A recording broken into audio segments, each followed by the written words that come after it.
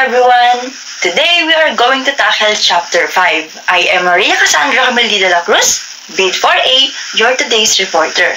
Are you ready to listen? That's good! Before we start, I have prepared an easy questions.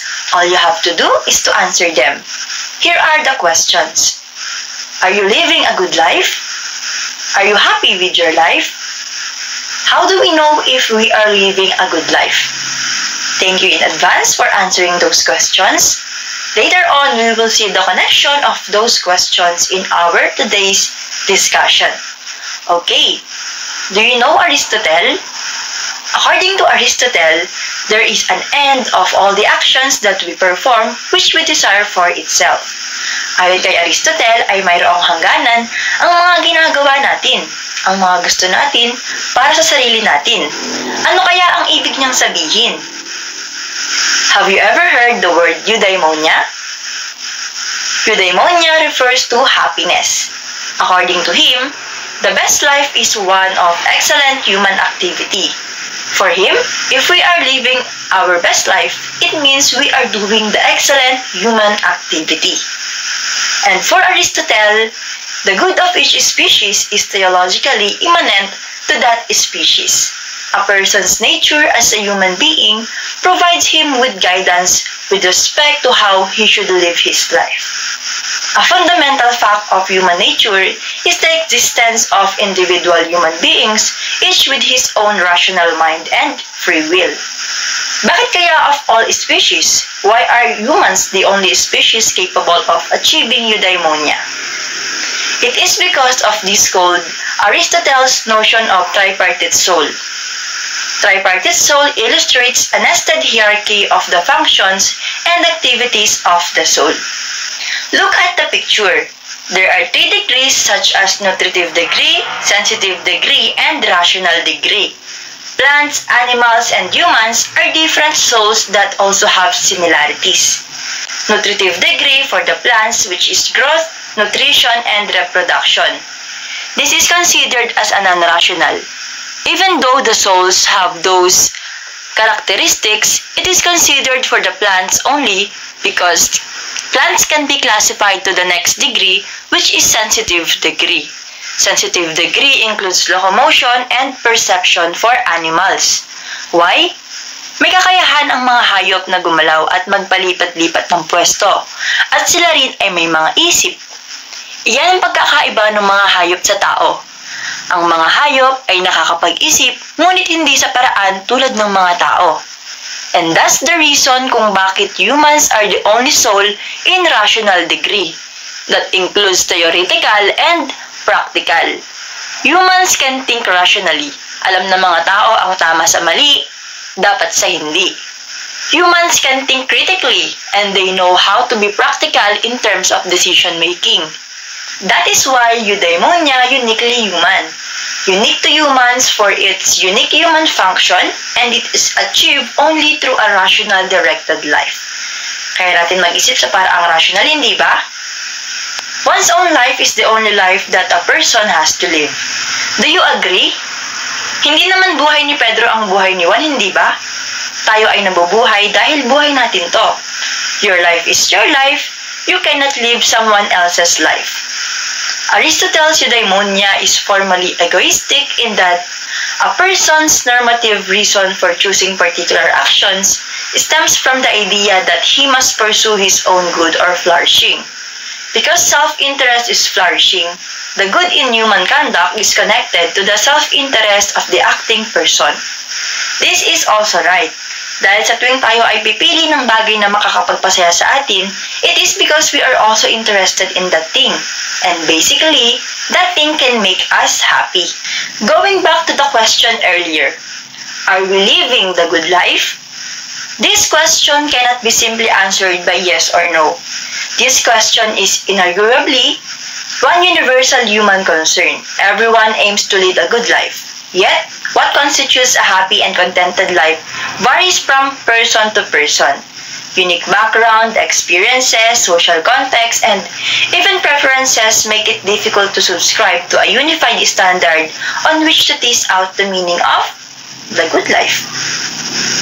And now, have you heard Aristotle's Nicomachean Ethics? But before that, let's get to know Aristotle.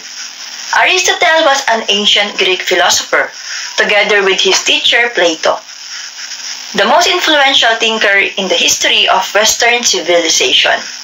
He studied under Plato in his academy for 2 decades between ages of 17 and 37, after which he left Athens to tutor Alexander the Great. Even though he was Plato's best student, after Plato's death, Aristotle shifted from Plato's idealistic teachings to empiricism. The Nicomachean part of the title refers to Aristotle's son, Nicomachus, to whom the work was dedicated. It is also possible that he was the one who edited it. But some scholars, however, claim that this work is dedicated to is actually Aristotle's father, who was also called Nicomachus. Okay, so now, who should read Nicomachean Ethics and why? If you need to read just one philosopher in your life, then it has to be either Plato or Aristotle. And if you need to read just one book by the latter, then it has to be the Nicomachean Ethics. So, who should read this book? Everyone who has even the slightest interest in philosophy, or for that matter, everyone who wants to become the better person.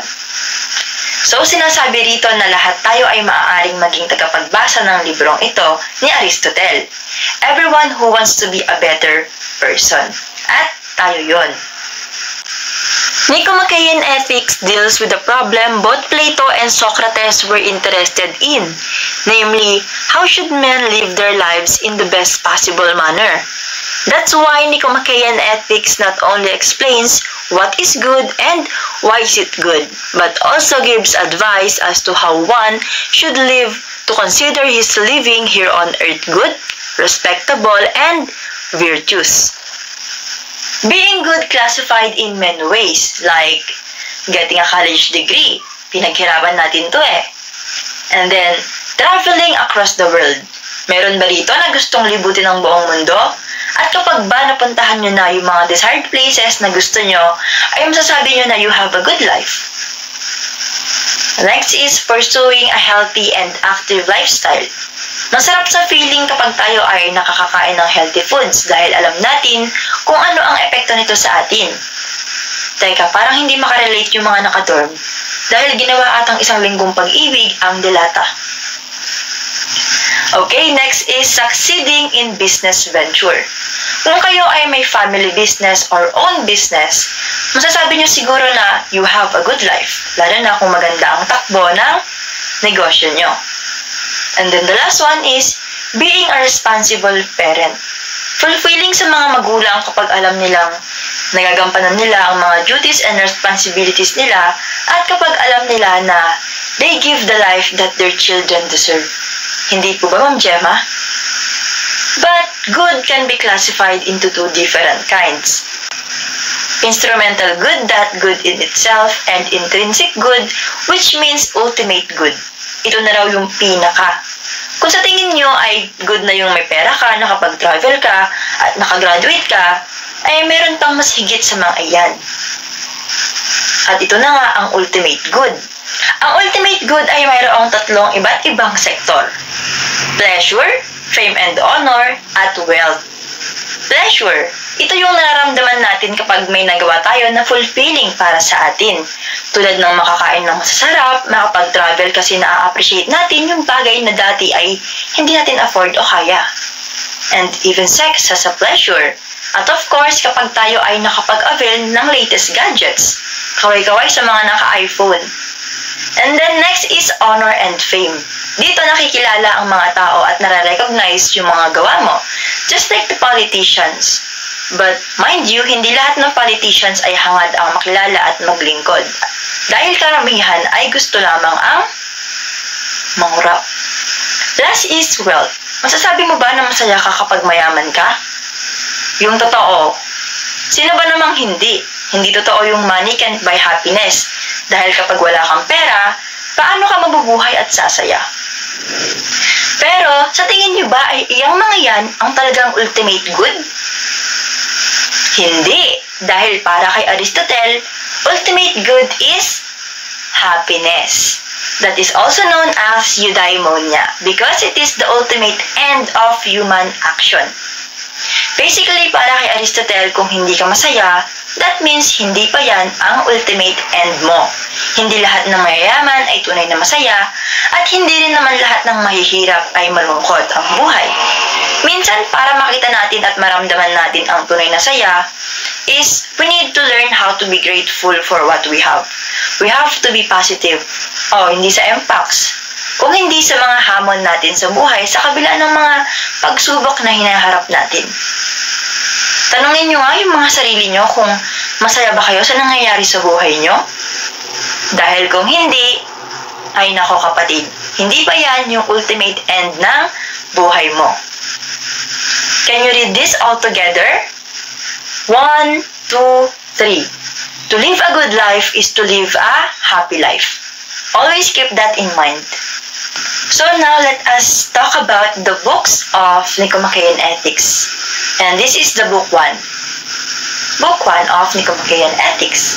In this book, it highlights the topic of Nicomachean Ethics, which is to discover what's the thing humans desire for its own sake and how should they act so as to most easily attain it. After a lengthy analysis, Aristotle concludes that whatever we like to have, be it money, cars, women, football, or sex, we like it because it makes us happy. Ngunit minsan kung anong ang mga bagay ang nakakapagpasaya sa atin, ay siya rin ang nagdudulot ng kalungkutan pagkatapos. Bakit? Because they are not good. And what is good?